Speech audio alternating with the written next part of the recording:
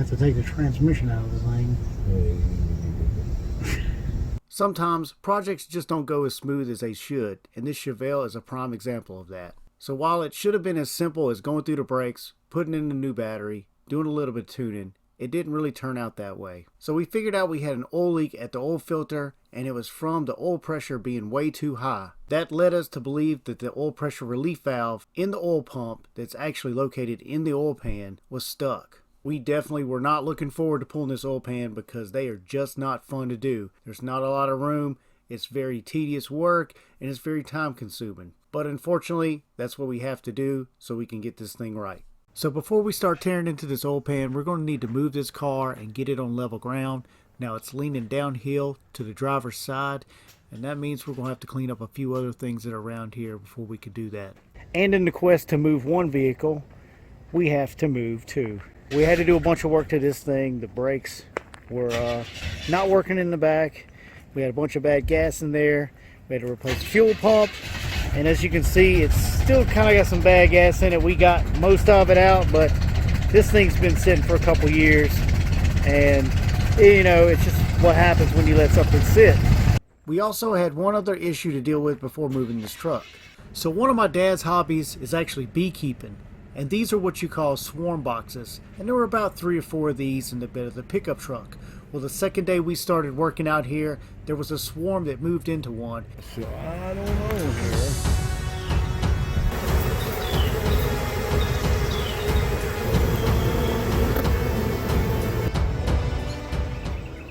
Now these are empty, but this is the type of box that was over there. So it wasn't that big of a deal. We just moved the box in the middle of the night and we got them squared away now. Now that there's no more bees in the truck, we're going to hook a tow rope to it and we're going to use it to pull this Chevelle forward and get it on level ground.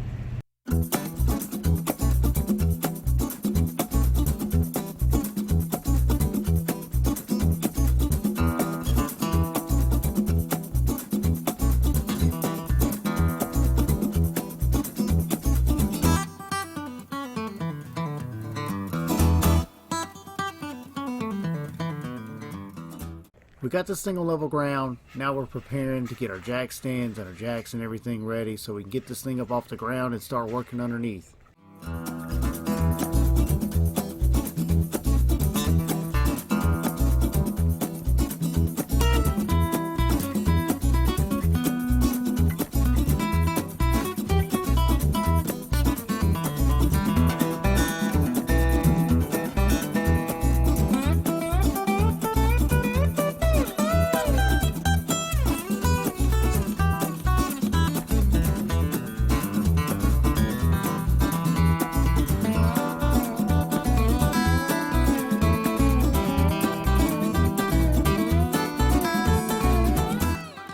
We got the engine jacked up to give us a little bit more clearance here so we can drop this oil pan.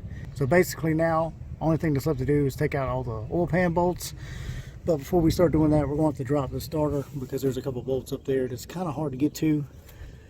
So once we get that out of the way, we'll go ahead and take out all these bolts. And we should have enough room here to wiggle this pan out. And we're going to get it all cleaned up, take a look at it and see what's going on inside.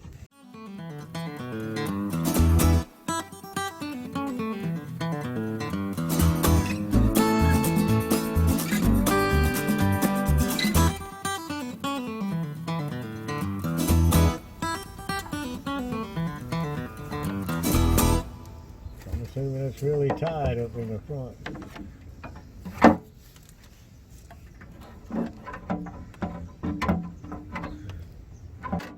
Got enough room really to swing it down.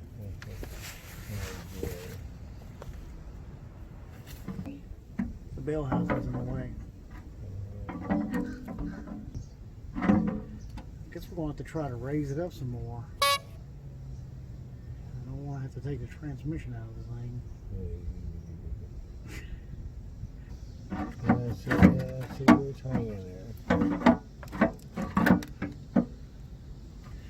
Need about 1.5 inches. Yeah, the firewall is pretty close to the bell housing. So apparently we didn't have enough swing on the engine here to get the oil pan out. So now, unfortunately, we're going to have to drop the transmission, which is probably not going to be fun.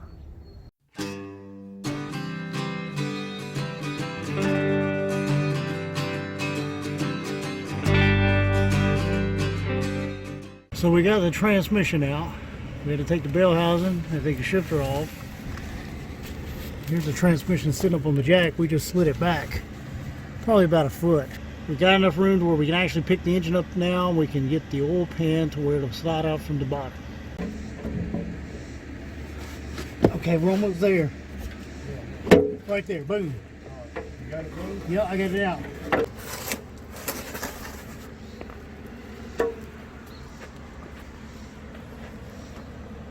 Looks pretty good. Don't seem to be metal there. That's gritty like a Yeah, that's a gasket material we're yeah, seeing. it's gasket material. But you can see where that lip right there is bent. It's bent really See how it's bad turned? there. Turned down. But this is knocked up, but you can see right in here is dented too. That's where It was a real vicious. either the end of the rods or the counterweights on the crankshaft were hitting it. Been hitting it. That shouldn't be no big deal. We just hammer that back out. But as you can see, the rest of the inside of the engine looks nice and clean. I've touched the rods. All the rods are nice and tight. Cylinder walls look pretty good. And you can even see part of the camshaft up there. And the lobes on it actually look good. It's kind of hard to see on camera, but everything looks nice and clean. Doesn't look like it was too contaminated up in here. We got a little few pieces of residue down in the oil pan, which is pretty normal. But we're going to get that oil pan all cleaned up before we put it back on here anyway, so that's not going to be a big deal. So all that hard work that we've done, taking out that transmission, taking out the bell housing, getting that oil pan out, which was not even close to being easy. This is our problem. Now this is the actual oil pump of the engine, and our problem lies right in here. Now inside of this housing is a pressure relief valve. There's a piston mechanism, a spring, and it's held in by a roll pin. Now what I believe has happened is that piston's gotten hung in there in the closed position, causing the oil to overpressure. So we're going to need to disassemble this, clean it up, make sure it's free, and put it back. So before we go throwing this thing all back together and buttoning it up and then having another problem, we're going to put the oil pan back in here. We're going to put some oil in here. We're going to test run this thing to make sure this thing is unstuck. And then once all that's complete, we'll take the oil pan back down, drain all the oil, put new gaskets, button everything up. We don't want to put everything back and turn around and realize, well, we got to turn around and do it all over again. That's several hours worth of work, and it's just not fun. Let me tell you that. Just not fun out here. It's about 100 degrees. So here's our culprit right here, this thin little piston. This is what controls your oil pressure in that pump. And this thing was actually stuck in there. I had to use a bolt to thread it in and kind of extract it out and pull it out with pliers. It did not come out easy. And we're going to clean up that board. We're going to clean this up a little bit. It didn't look too bad, but we're going to clean everything up, make sure it moves freely before we start putting this thing back together.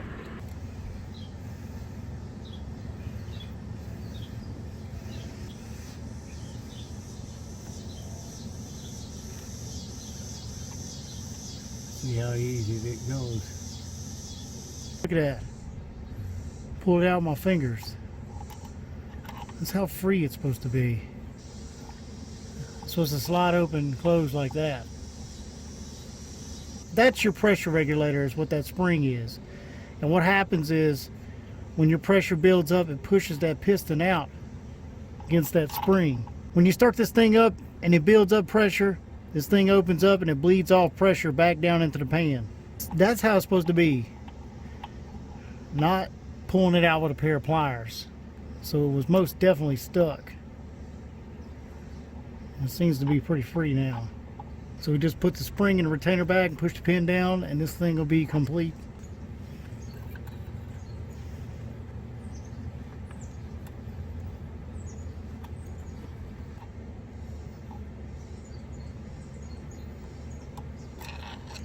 We've temporarily installed the oil pan and added some oil, and now we're going to check the oil pressure.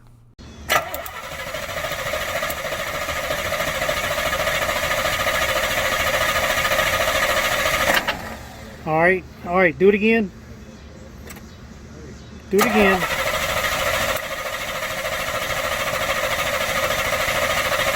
Back off.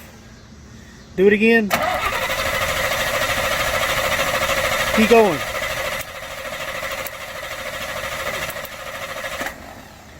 .40 psi and stop. Ready? Yep.